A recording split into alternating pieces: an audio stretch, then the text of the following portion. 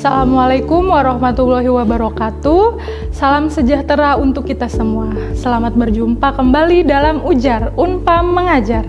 Perkenalkan, nama saya Listia Aulia Indi, dosen program studi Akuntansi S1 Universitas Pamulang Kampus Serang, yang akan menemani teman-teman dalam membahas dan mendalami mata kuliah perpajakan 1.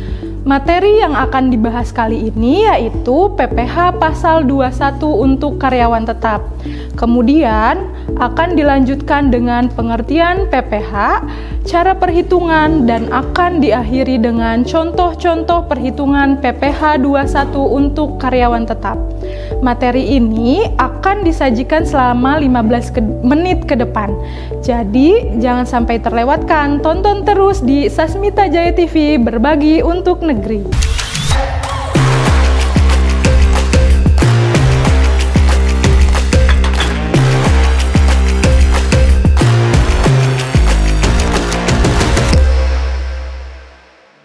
Teman-teman mahasiswa dimanapun berada, seperti yang kita ketahui, pajak penghasilan merupakan pajak yang dikenakan atas penghasilan, baik penghasilan dari usaha, gaji, atau hadiah. Dalam pertemuan ini, kita akan membahas PPh pasal 21 untuk karyawan tetap, meliputi pengertian, penghasilan kena pajak, tanggungan, serta tarif PPh pasal 17.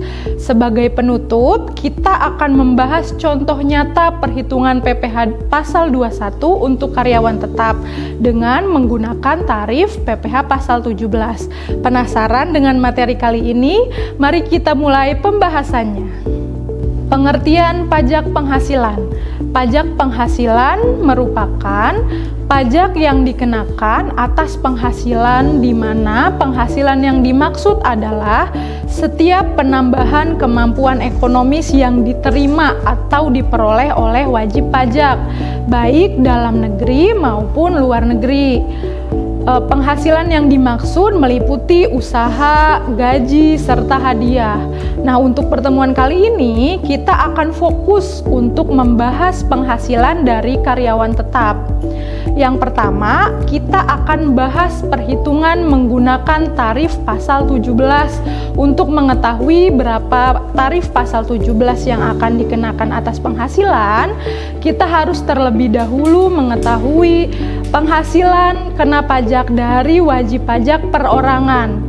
Seperti yang dilihat dalam gambar, terdapat beberapa golongan dengan kode tarif yang berbeda, mulai dari tidak kawin, ini untuk wajib pajak yang belum menikah, kawin untuk wajib pajak yang sudah menikah, dan kawin dengan penghasilan istri digabung untuk wajib pajak yang penghasilan dari suami istri.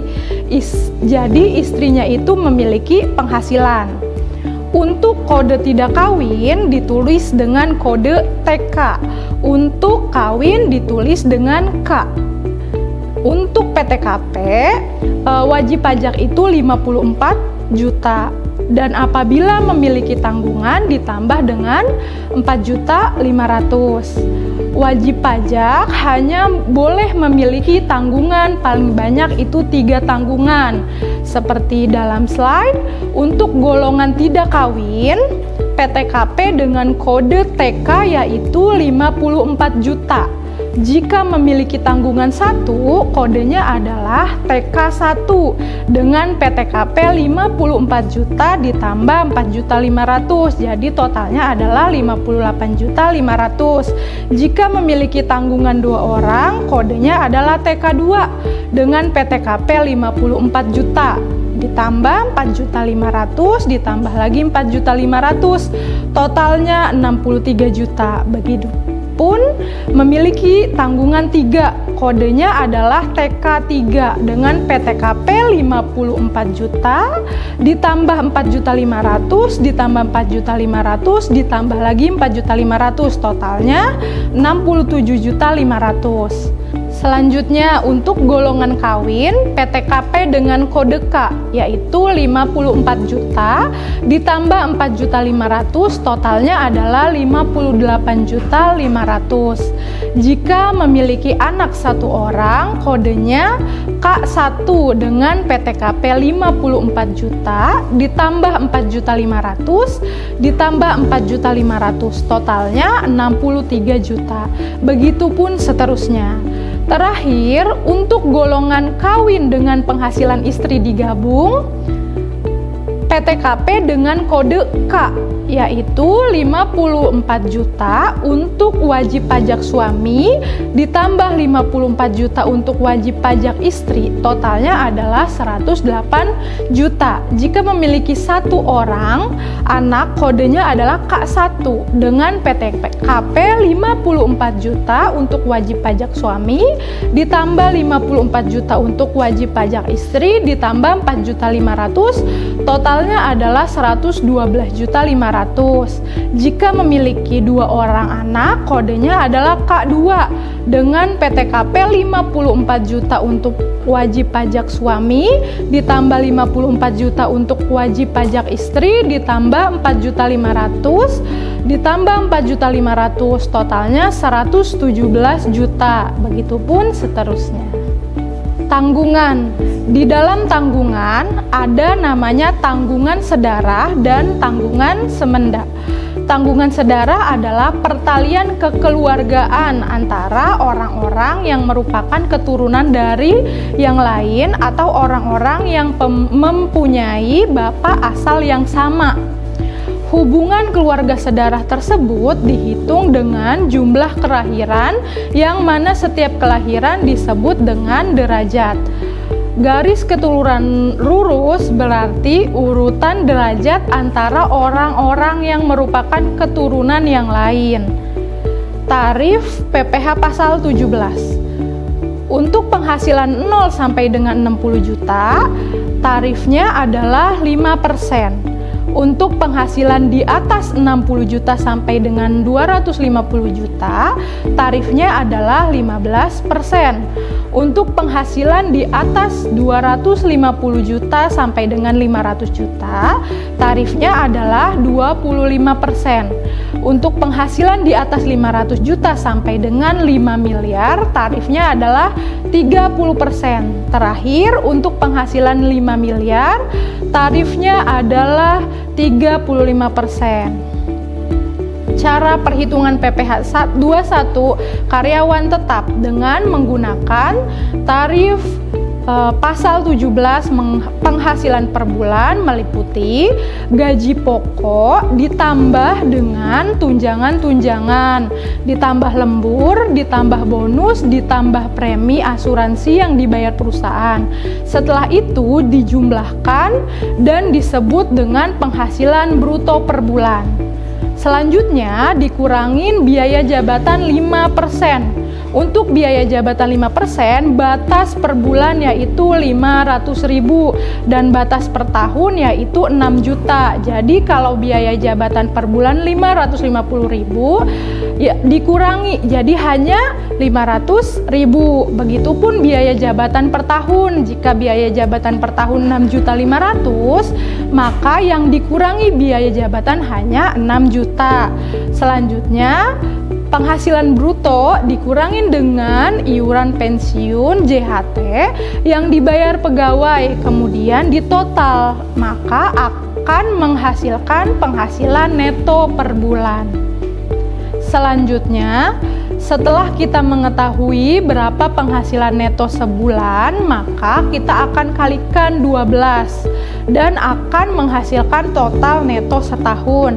Selanjutnya dikurangi dengan PTKP. Untuk mengetahui besaran PTKP itu sesuai dengan golongan wajib pajak.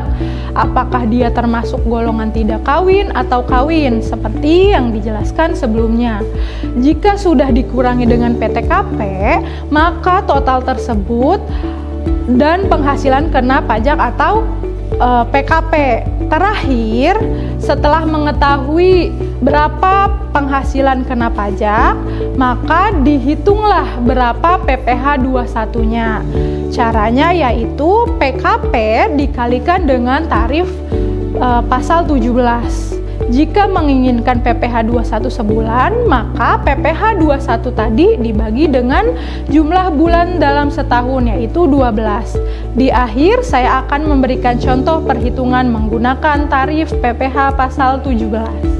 Contoh, Aldi pada tahun 2019 bekerja dengan perusahaan PT Makmur Sentosa dengan memperoleh gaji sebulan sebesar 5.750.000 dan membayar iuran pensiun sebesar 200.000. Aldi sudah menikah tetapi belum mempunyai anak.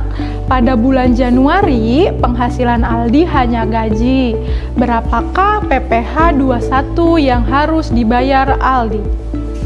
Dalam soal, Aldi hanya memiliki penghasilan dari gaji yaitu sebesar 5.750.000. Selanjutnya, terdapat pengurangan. Yang pertama yaitu pengurangan dari biaya jabatan. 5% dikali 5.750.000 yaitu 287.500. Yang kedua yaitu pengurangan dari iuran pensiun yang dibayar sendiri sebesar 200.000.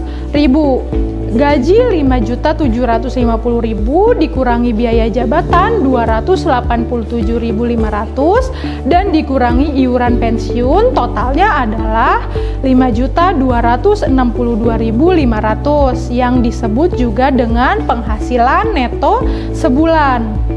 Untuk penghasilan neto setahun, 5.262.500 dikali dengan 12. Totalnya adalah 63.150.000. Selanjutnya, perhitungan PTKP setahun. Status Aldi menikah dan belum mempunyai anak, maka PTKP-nya adalah wajib pajak 54 juta ditambah kawin atau istri 4.500.000, totalnya 58.500.000. Penghasilan neto setahun dikurangin dengan PTKP, totalnya adalah 4.650.000 yang disebut dengan PKP setahun.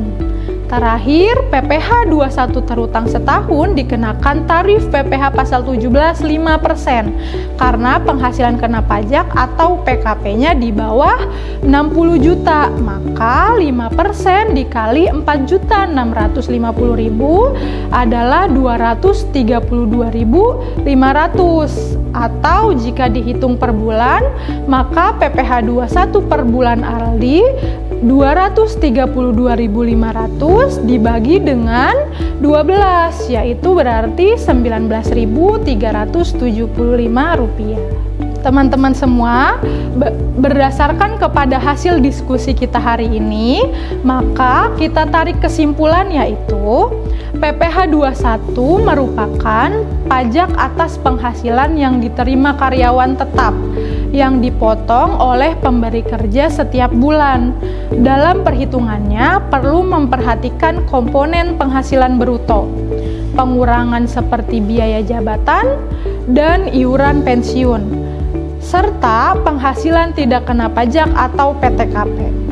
Pemahaman yang baik tentang peraturan perpajakan ini membantu perusahaan menghindari sanksi administrasi serta menciptakan kepatuhan pajak yang baik, sekaligus memberikan transparansi kepada karyawan terkait kewajiban pajak mereka.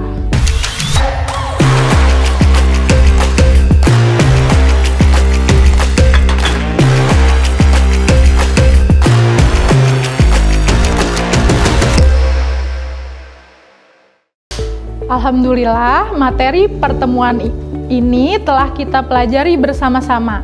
Semoga materi ini dapat bermanfaat untuk kita semua. Terima kasih bagi semua yang sudah mengikuti materi hari ini. Kurang lebihnya saya mohon maaf. Terima kasih. Assalamualaikum warahmatullahi wabarakatuh.